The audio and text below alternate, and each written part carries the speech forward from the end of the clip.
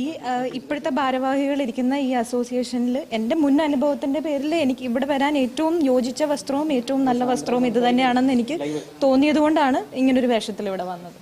പിന്നെ എൻ്റെ പ്രതിഷേധത്തിൻ്റെ ഭാഗവും കൂടി ആയിട്ടാണ് ഇപ്പോഴും ഞാൻ ഒരു ഗൗരവകരമായ ഒരു കുറ്റം ആരോപിച്ചിട്ട് അത് പോലീസ് കുറ്റപത്രം കൊടുത്ത് കോടതിയിലിരിക്കുന്ന പ്രതികൾ 4 പേരെ പ്രതികളാക്കി പോലീസ് കുറ്റപത്രം കൊടുത്തിരിക്കുകയാണ്. എന്നിട്ട് പോലും അവരിവിടെ ഭരണാധികാരികളായി തുടരുകയും മാത്രവുമല്ല അടുത്ത ടേമിലേക്ക് ഇവർ തന്നെ പ്രസിഡന്റും സെക്രട്ടറിയും ഒക്കെ ആയിട്ട് മത്സരിക്കുകയും ചെയ്യുകയാണ്. അപ്പോൾ എൻ്റെ പ്രതിഷേധത്തിൻ്റെ ഭാഗവും കൂടി ആയിട്ടാണ് ഞാനിത് ഈ വസ്ത്രം ധരിച്ചിരിക്കുന്നത്. കൂടാതെ ഈ അസോസിയേഷനിൽ ഇപ്പോഴത്തെ ഭാരവാഹികളിരിക്കുന്ന ഈ അസോസിയേഷനിൽ വരാൻ ഏറ്റവും ഉചിതമായ വസ്ത്രം ഇത് തന്നെയാണെന്ന് ഞാൻ വിശ്വസിക്കുന്നു.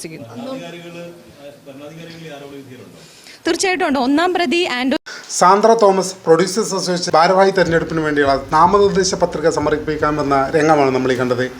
അവർ വന്നത് പർദ്ദ ധരിച്ചുകൊണ്ടാണ്.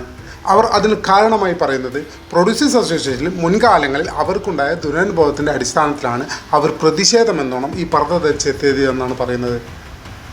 മുൻകാലങ്ങളിൽ പ്രൊഡ്യൂസേഴ്സ് അസോസിയേഷൻ്റെ ഒരു മീറ്റിങ്ങിൽ സാന്ദ്ര തോമസിനെ വസ്ത്രത്തിൻ്റെ പേരിൽ പ്രൊഡ്യൂസേഴ്സിലെ ചില ആളുകൾ പരിഹസിച്ചിരുന്നു, ഇൻസൾട്ട് ചെയ്തു എന്നുള്ളൊരു വിവാദമുണ്ടായിരുന്നു.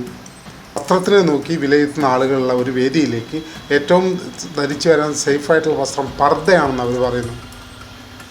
പർദ്ദ സേഫായിട്ടുള്ള വസ്ത്രമാണോ അല്ലേ എന്നുള്ളത് വേറെ ചർച്ചയാണ്. നിങ്ങളുടെ അഭിപ്രായങ്ങൾ കമൻറ്റ് ചെയ്യുക. സത്യത്തിൽ സാന്ദ്ര തോമസിൻ്റെ ഈ നടപടിയോട് നിങ്ങൾ യോജിക്കുന്നുണ്ടോ? കമൻറ്റ് ചെയ്യുക. നന്ദി, നമസ്കാരം.